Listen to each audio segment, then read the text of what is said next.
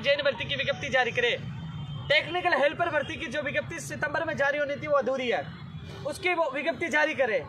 जो तमाम लोग जिन जिन भर्तियों के अभ्यर्थी आए उन भर्तियों की मैं चर्चा कर रहा हूँ। सबसे पहले मैंने एसआई और रीट की, सीबीआई की मांग की है चर्चा, लेकिन वो नहीं है। फिर भी जो उनके लिए मैंने वादा किया था कि मैं अंतिम क्षण तक उन लोगों के लिए संघर्ष करूँगा, अपनी जान जोखिम में डालते। जबकि जब मैंने अनशन किया, मेरा डॉक्टर ने हमेशा मुझे कहा कि भविष्य में अनशन मत करना, मुझे खतरा होगा, लेकिन फिर भी अपनी जान जोखिम में डालकर मैं एक बार फिर अमर अनशन पे बैठा हूँ। साथियों, तमाम जो मांगों को लेकर हम बैठे हैं,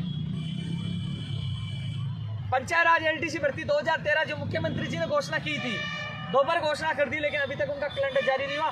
10,029 परिवार खुशियां मांग रहे कि दीपावली का तोहफा हमें दीजिए।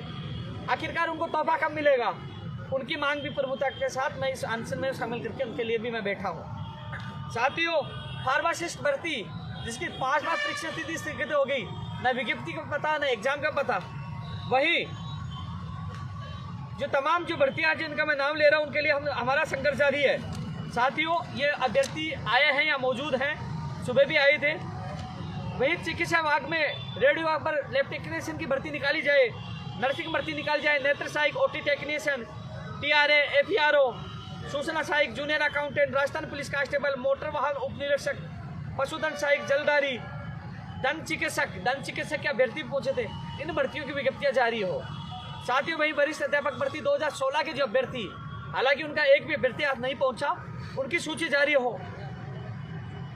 वहीं राजस्थान की भर्तियों में बाहरी राज्यों का कोटा समाप्त किया जाए, राजस्थान के बेरोजगार को प्राथमिकता दी जाए, इंटरव्यू प्रथा को समाप्त की जाए, परिचालक भर्ती 2010-11 के चयनित अभ्यर्थियों को नियुक्ति आदेश जारी हो, भर्तियों की परीक्षाओं में इंटरव्यू समाप्त किया जाए। तमाम मांगों को लेकर हमने जो आज आगाज किया है और तमाम कई अभ्यर्थियां मौजूद हैं। साथियों,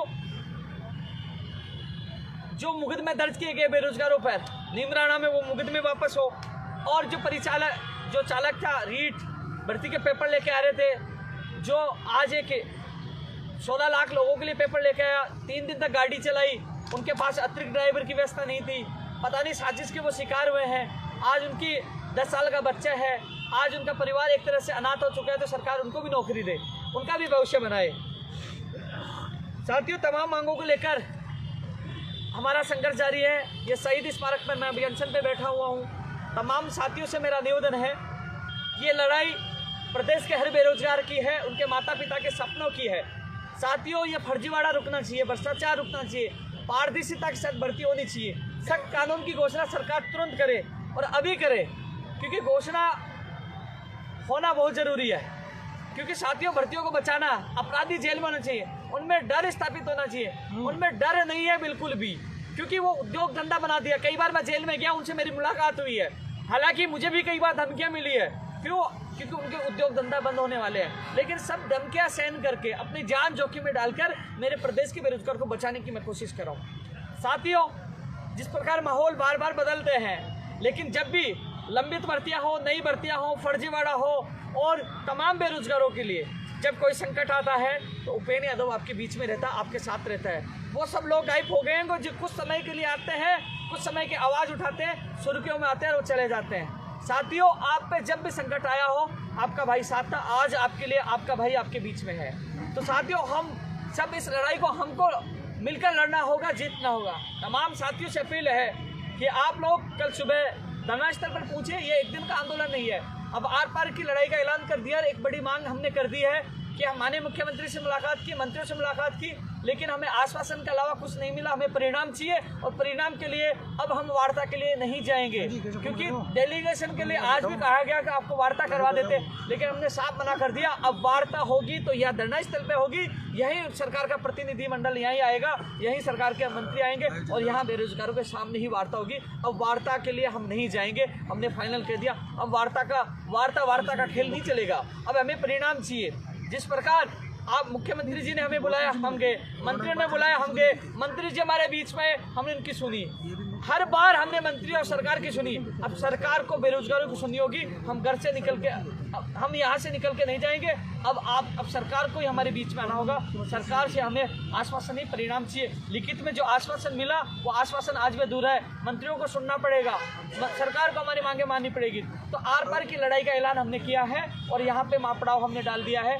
तमाम लोगों से मेरा निवेदन है, इस आंदोलन को सफल बनाने के लिए, अपने माता पिता के सपना साकार करने के लिए, इस लोकतंत्र में, इस सिस्टम में बैठे इन भ्रष्टाचार व्यक्तियों को जेल में डलवाने के लिए, भर्ती परीक्षा पारदर्शिता के साथ करवाने के लिए, लंबित भर्तियां पूरी करवाने के लिए और नई भर्तियां निकलवाने के लिए हम सबको इस लड़ाई को जीतना होगा। सभी साथियों से कहना चाहूँगा, इतना ही कहना चाहूँगा, सुबह से बैठा हूँ, ऊर्जा मेरी भी डाउन हो रही है, धीरे धीरे डाउन होगी, लेकिन ये स्थिति है कि अब इस लड़ाई को शुरुआत की है। शायद साथियों, मैं ये सोच के मैं कभी जिंदगी में नहीं घबराया अनशन से, 7 से 8 बार पहले भी अनशन किया था, लेकिन इस बार पता नहीं मुझे घबराहट क्यों हो रही है। डर लग रहा है मुझे हॉस्पिटल से भी, क्योंकि साथियों वहाँ इतने इंजेक्शन लगाते हैं, कभी आर्टरी में लगाते हैं, कभी कहाँ लगाते हैं, कभी कौन सी बोतल लगाते हैं, इतना वहाँ टॉर्चर किया जाता है। जो पिछली बार मैं टॉर्चर हुआ तो मैंने उस समय सोचा था कि जीवन में कभी अनशन नहीं करूँगा, लेकिन परिस्थिति ऐसे बनी सच की लड़ाई के लिए, क्योंकि कांग्रेस सरकार ये कहती है कि हम गांधीवादी पार्टी की विचारधारा से जुड़े हुए हैं, तो गांधीवादी तरीके से हम अनशन कर रहे हैं। अब आपको सुनना होगा,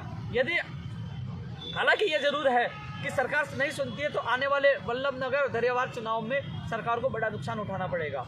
और ये बेरोजगार रुकने वाले नहीं, उत्तर प्रदेश जाना पड़े, प्रियंका गांधी जी की रैली में जाना पड़े, हम जाएंगे, लेकिन आर पार की लड़ाई का ऐलान किया है। साथियों, मुझे ये पता है कि मुझे डॉक्टर ने मना करने के बावजूद भी मुझे खतरा है, खतरा होने के बावजूद भी एक बार फिर मैं मेरी जान के साथ खेलकर मैं मेरे प्रदेश के बेरोजगारों के लिए, आर पार की लड़ाई के लिए मैं शहीद स्मारक पर बैठा हूँ। और ये लड़ाई रोचक हो चुकी है। भैया, किस चीज़ को क्या खतरा है? मुझे किसी ने कहा, मान लीजिए किसी के बेखाओं में आके किसी ने भ्रमित करके, डॉक्टर साहब ने मुझे दलाल कहा, कुछ कहा, मैं मेरी जगह सही था, मैंने कहा कि साहब मैं हिंदुस्तान छोड़ दूंगा, आप साबित कर दीजिए। मैं अब कटाक्ष डॉक्टर साहब पे नहीं कर रहा, मैं कटाक्ष शिक्षा मंत्री पे कर रहा हूँ, क्योंकि जब मुझे लगा कि मैं सही हूँ तो मैं सामने आया, लाइव आया, कहा मैं सही हूँ, मैं हिंदुस्तान छोड़ दूंगा, मैंने कहा, क्योंकि मैं अपनी जगह सही था। तो मंत्री जी, आप भी सीबीआई को जान दे दीजिए, आप भी अपने वादा पूरा कर दीजिए, सही होगा, दूध का दूध और पानी का पानी हो जाएगा। यदि सीबीआई जांच करती है तो पता लग जाएगा, यदि कुछ गड़बड़ नहीं है तो रद्द नहीं होगी। मैंने आज तक रद्द की मांग एक बार भी नहीं की, नहीं करा मैं रद्द की मांग, मैं सीबीआई की जांच की मांग कर रहा हूँ। पता तो चले इसमें कौन लिप्त है, कौन कौन लिप्त है, कहाँ का पेपर गया, कहाँ का पहुँचा, सारी चीज़ दूध का दूध और पानी का पानी होना चाहिए। जिस प्रकार मैंने आके लाइव में कहा, जब मेरे ऊपर आरोप लगे तो मैंने आके चैलेंज दिया, आके कहा, वैसे आपको भी आगे आना चाहिए, सीबीआई को जांच सौंप कर कहना चाहिए कि मेरे प्रदेश के बेरोजगार के साथ न्याय होना चाहिए, जिससे मंत्री जी आपको फायदा है। हमें